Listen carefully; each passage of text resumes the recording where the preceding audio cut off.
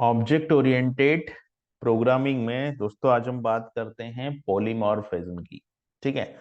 Polymorphism एक बहुत ही महत्वपूर्ण कंसेप्ट है। अगर आप ऑब्जेक्ट ओरिएंटेड प्रोग्रामिंग की बात कर रहे हैं अगर आप ऑब्जेक्ट ओरिएंटेड प्रोग्रामिंग की बात कर रहे हैं तो पॉलीमॉर्फिज्म का कंसेप्ट बहुत सारी लैंग्वेज में है। सी प्लस प्लस ले लो, आप जावा ले लो।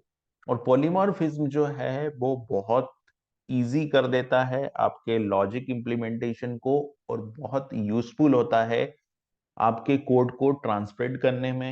है ना, मतलब अगर आपको इन फ्यूचर अपना कोड को अपडेट करना है तो वो बहुत इजी हो जाता है पॉलीमॉर्फिज्म के वजह से। तो पॉलीमॉर्फिज्म के कंसेप्ट को हम लोग समझते हैं। देखिए, पॉलीमॉर्फिज्म एक ग्रीक वर्ड है जिसका मतलब होता है कि फॉर्म एक, लेकिन उसका जो बिहेवियर होता है वो मल्टीपल होता है। जैसे आप एक फंक्शन बनाएंगे, ठीक है, आप एक फंक्शन बनाएंगे लेकिन वो फंक्शन डिफरेंट डिफरेंट आउटपुट देगा अकॉर्डिंग टू इनपुट और अकॉर्डिंग टू द पैरामीटर। ठीक है। रियल वर्ल्ड में अगर मैं पॉलीमॉर्फिज्म का एग्जांपल बताऊं तो आपके कंप्यूटर का पावर का स्विच बटन, आप उसी बटन को प्रेस करेंगे तो एक बार कंप्यूटर चालू हो जाएगा, दूसरी बार प्रेस करेंगे तो कंप्यूटर बंद हो जाएगा। तो ऐसे बहुत सारे एग्जाम्पल है पॉलीमॉर्फिज्म के, जो कि आपका जो, जैसे आपने कंप्यूटर का स्विच दबाया तो एक बार में चालू हुआ, दूसरी बार में कंप्यूटर बंद हुआ, यानी कंप्यूटर को पता है कि अभी कंप्यूटर स्विच ऑफ है तो मुझे स्विच ऑन करना है, स्विच ऑन है तो मुझे स्विच ऑफ करना है। वो सेम चीज अगर आप प्रोग्रामिंग में इंप्लीमेंट करते हैं तो वो पॉलीमॉर्फिज्म के थ्रू इंप्लीमेंट होती है कि एक ही फंक्शन है लेकिन वो डिफरेंट डिफरेंट बिहेवियर दिखाता है अकॉर्डिंग टू इनपुट, जो भी इनपुट उसको दिया जाता है या वो जिस क्लास का ऑब्जेक्ट होता है उसी के अकॉर्डिंग। इसको हम लोग एग्जाम्पल से समझते हैं। तो पीएचपी के अंदर पॉलीमॉर्फिज्म को इंप्लीमेंट करने के दो तरीके हैं। पीएचपी में पॉलीमॉर्फिज्म को इंटरफेस के थ्रू इंप्लीमेंट किया जा सकता है और एब्स्ट्रैक्ट क्लास के थ्रू इंप्लीमेंट किया जा सकता है, और हम लोगों ने दो ही कंसेप्ट यहाँ पर देख चुके हैं। इंटरफेस भी हम इससे पहले देख चुके हैं और एब्स्ट्रैक्ट क्लास भी हम लोग देख चुके हैं इससे पहले। तो अगर आपने इंटरफेस और एब्स्ट्रैक्ट क्लास के बारे में अगर आप नहीं जानते हैं तो पहले आपको वो पता होना चाहिए, उसके बाद ही आप पॉलीमॉर्फिज्म को इंप्लीमेंट कर पाएंगे। ये एक क्वेश्चन भी होता है पॉलीमॉर्फिज्म का कि इंटरव्यू जब होता है तो स्क्रीन शेयर करके आपको बोला जाता है कि आप पॉलीमॉर्फिज्म को इंप्लीमेंट करके बताइए अपने प्रोग्राम के अंदर। तो हम लोग किस तरीके से पॉलीमॉर्फिज्म को इंप्लीमेंट करेंगे यूजिंग एब्स्ट्रैक्ट क्लास और यूजिंग इंटरफेस। तो पहले मैं एब्स्ट्रैक्ट क्लास के थ्रू इंप्लीमेंट कर रहा हूं, फिर हम लोग इंप्लीमेंट करेंगे यूजिंग इंटरफेस। तो हम लोग चलते हैं कोड एडिटर की तरफ। तो पहले मैं लेता हूं एब्स्ट्रैक्ट क्लास। ठीक है। यहाँ पर देखिए, मैंने विजुअल स्टूडियो कोड, मेरा कोड एडिटर ओपन कर लिया है और यहाँ पर polymorphism डॉट पीएचपी नाम की मैंने एक फाइल बना ली है। और इस फाइल के अंदर मैं एक पीएचपी कोड लिखूंगा, और वो जो पीएचपी कोड होगा वो होगा पॉलीमॉर्फिज्म को इंप्लीमेंट करने के लिए, है ना। मैं लिखूंगा यहाँ पर, इसको थोड़ा जूम पे कर लेता हूं मैं।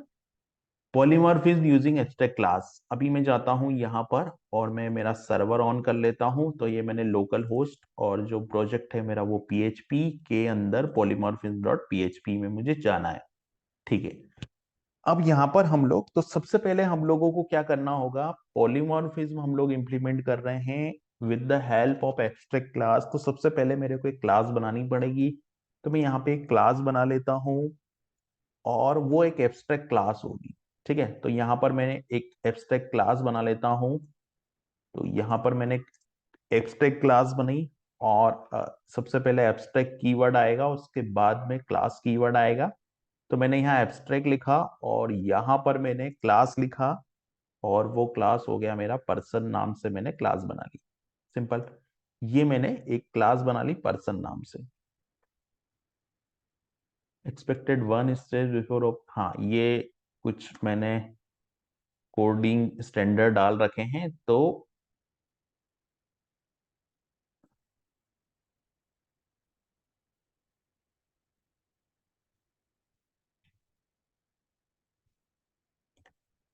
कोडिंग स्टैंडर्ड के हिसाब से ये मेरा जो कोड है वो दिखा रहा है, एरर आईडी रेज कर रहा है।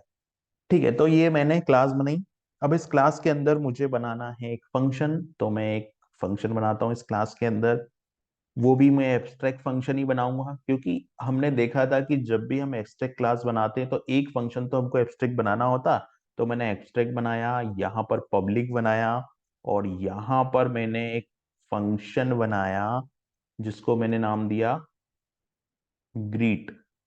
ठीक है, ये फंक्शन, तो जो हमारा एब्स्ट्रैक्ट फंक्शन होता है ना, उस एब्स्ट्रैक्ट फंक्शन का क्या काम होता है? एब्स्ट्रैक्ट फंक्शन का काम ये होता है कि वो केवल एब्स्ट्रैक्ट फंक्शन का जो काम होता है वो अभी केवल ये काम होता है कि वो सिर्फ डिक्लेयर होता है। यहाँ पर मैं इस एक्सटेंशन को डिसेबल कर देता हूँ, अदरवाइज ये एरर एरर शो करता रहेगा यहाँ पर।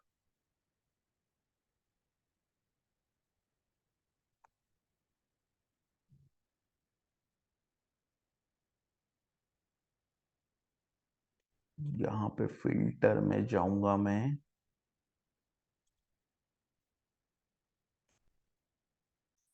तो यहाँ पर मैंने एक क्लास बना ली है, और क्लास बनाने के बाद में मैंने यहाँ पे एब्स्ट्रैक्ट फंक्शन भी बना लिया है।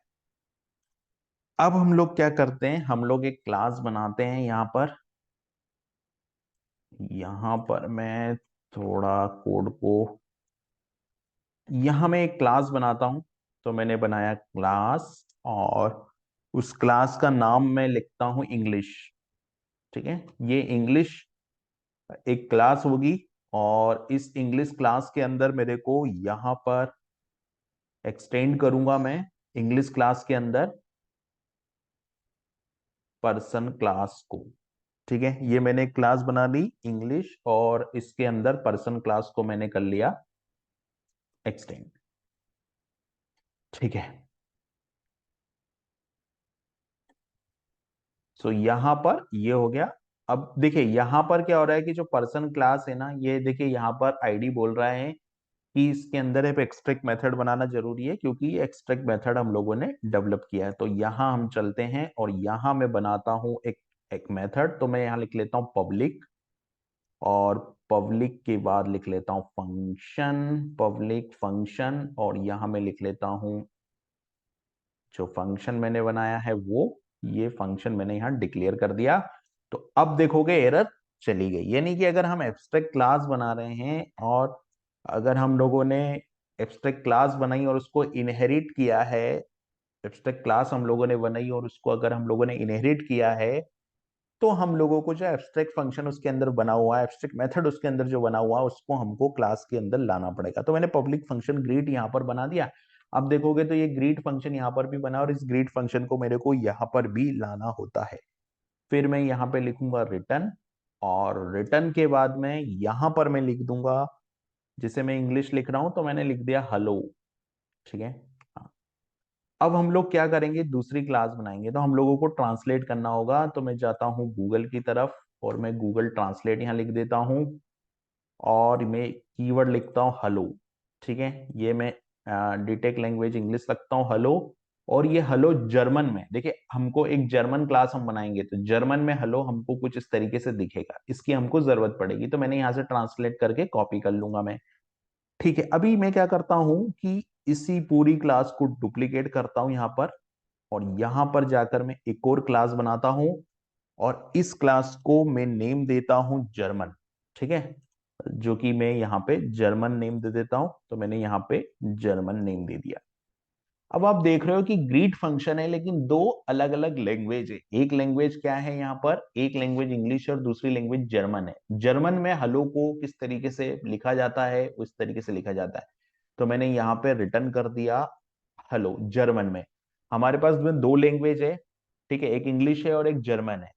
हमको पूरा का पूरा ट्रांसलेशन करना है इंग्लिश और जर्मन, मतलब यूजर के अकॉर्डिंग। जो यूजर इंग्लिश का यूजर करेगा उसको चीजें इंग्लिश में दिखनी चाहिए, और जो जिस यूजर की बेस लैंग्वेज जर्मन है उसको चीजें जर्मन लैंग्वेज में दिखनी चाहिए।